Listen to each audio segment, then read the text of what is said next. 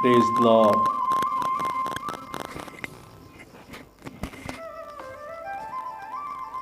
परमेश्वर का वचन जो बातें हमें सिखाता है, उन बातों को मैं आपके साथ बांटना चाहता हूँ, क्योंकि जैसा कि भजन संहिता उसका 119 उसकी 130वीं आयत में लिखा है, तेरी बातों के खुलने से प्रकाश होता है, उससे भोले वाले लोग समझ प्राप्त करते हैं। तेरा वचन हमें समझ देता है और तुझसे प्रार्थना करने वाले गुप्त बातों को सीखते हैं, और ये सब भी परमेश्वर की आत्मा के द्वारा होता है।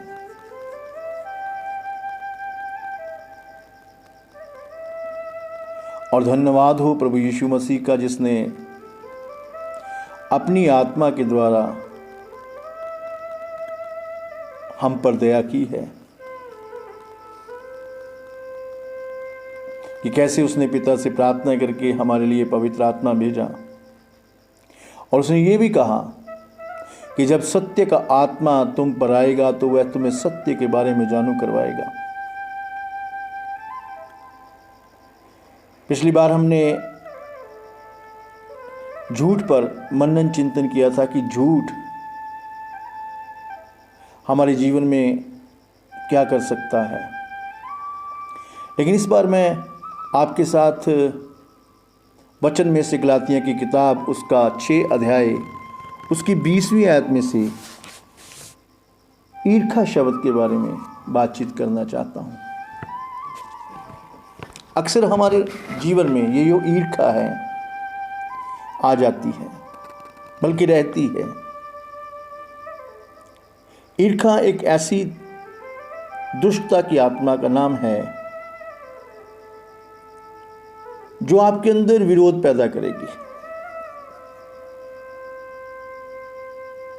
और जब ये ईर्खा का वृक्ष आपके अंदर फल रहा होगा, उस समय आप अपने लोगों पर, अपने करीबी लोगों पर भी ब्लेम करेंगे, चाहे वो आपके पास्टर हों, सिखाने वाले हों, कोई भी क्यों ना हो।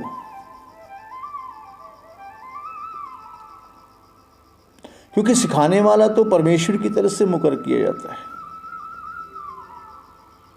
और सीखने वाले को चाहिए कि वो ध्यान से सीखे। तो इसलिए मैं इस समय आपके साथ आज के शब्द में से ईर्खा पर बात करना चाहता हूं, क्योंकि अगर आपके अंदर या मेरे अंदर विरोध है तो वो ईर्खा के द्वारा है, और हम इस ईर्खा के द्वारा बहुत बड़ी बड़ी गलतियां कर देते हैं। मैं बाइबल में से ज़्यादा वचनों से नहीं आपसे बात करूंगा, सिर्फ 2 अध्याय में से, एक गिनतियां की किताब में से, गिनतियां 12 में परमेश्वर का वचन हमें सिखाता है कि मूसा परमेश्वर का चुना हुआ दास था।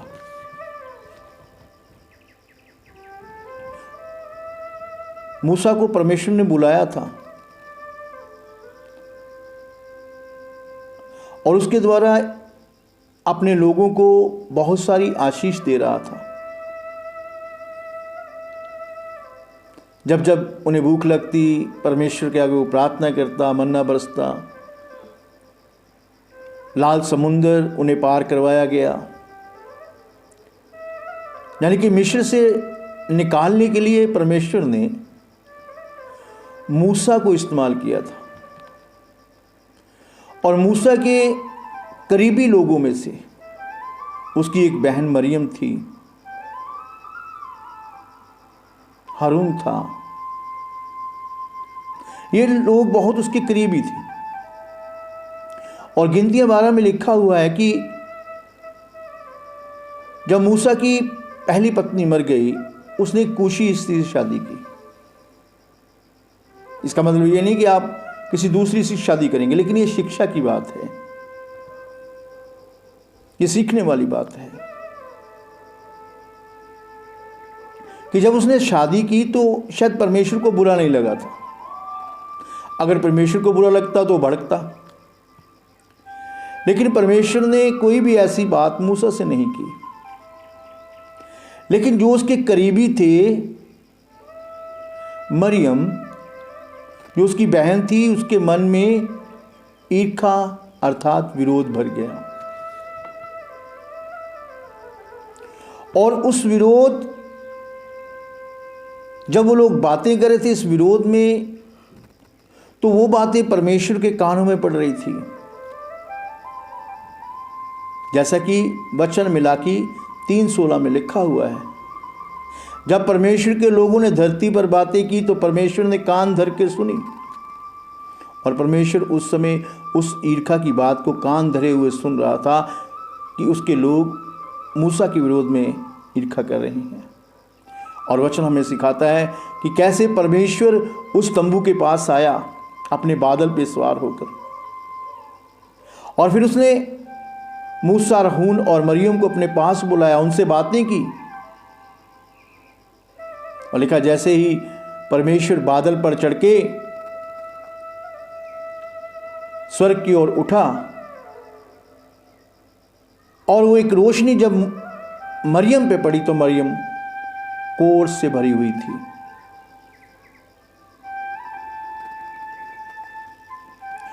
क्या ये बात हमें ये नहीं सिखाती है कि हम जब ईर्खा या विरोध करते हैं तो हमारे मन में से कोढ़ नहीं जा सकता है? इसलिए हमें चाहिए कि ईर्खा को छोड़ें, ईर्खा को अपने अंदर से निकालें, तभी तो परमेश्वर का आत्मा, जो सत्य का आत्मा है,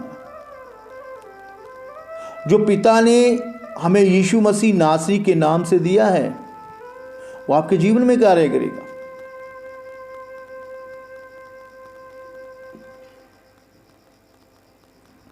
और दूसरे स्थान पर हम देखते हैं 2 शमूएल 6:16 में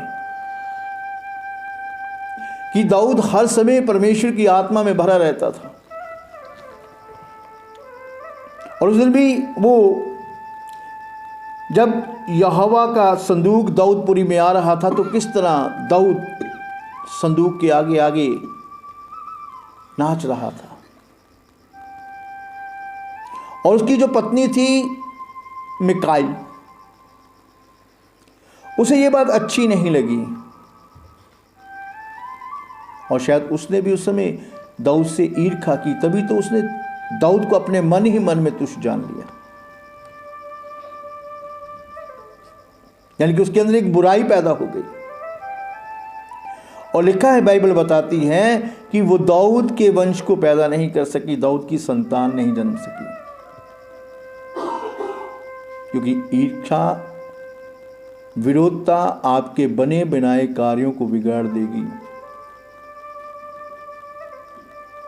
और आप अगर चाहते हैं कि दाऊद की संतान आपके जीवन में आए, अर्थात यीशु मसीह, तो अपने जीवन से ईर्ष्या को निकालें, ईर्खा को निकालें, विरोधता को निकालें और परमेश्वर के पुत्र के द्वारा, परमेश्वर के पुत्र के प्रेम को अपने हृदय में भर लें। क्या लिखा नहीं है, परमेश्वर ने जगत से कितना प्रेम किया और अपना इकलौता पुत्र दे दिया ताकि जो कोई उस पर विश्वास करे। ये वचन यीशु के हैं। और संत पौलुस अपनी पत्रियों में जब पवित्र आत्मा के बारे में लिखते हैं तो वो कहते हैं, तुम्हारे अंदर पवित्र आत्मा के फल होने चाहिए।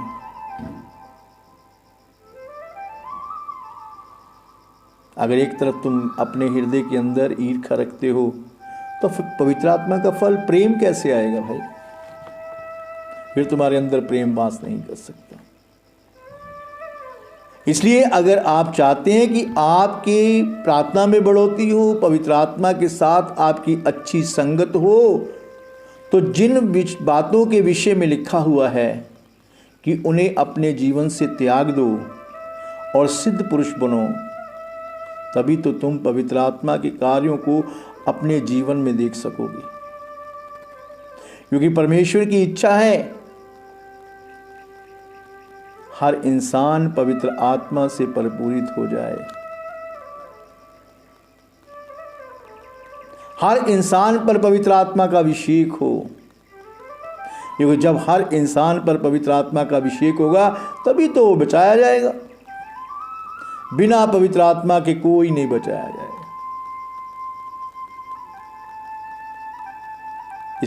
इसलिए प्रेमी भाइयों, प्रेमी बहनों, मैं आपसे नम्रता पूर्वक विनती करता हूं।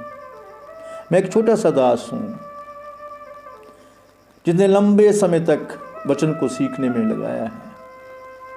20 सालों से मैं इस वचन को सीख रहा हूं और मैं चाहता हूं कि अपने जो कुछ मैंने प्रभु यीशु मसीह नासरी के नाम से पवित्र आत्मा से सीखा है, मैं आप सब में बांटूं। प्रभु आपको अपने प्रेम से भरे, प्रभु आपको अपनी शांति से भरे, और अगर कुछ कर सकते हैं तो अपने अंदर से ईर्ष्या और विरोध को निकाल दीजिए। प्रभु आपको, आपके परिवार को, आपके परिवार के सब जनों को आशीष प्रदान करे। आमेन।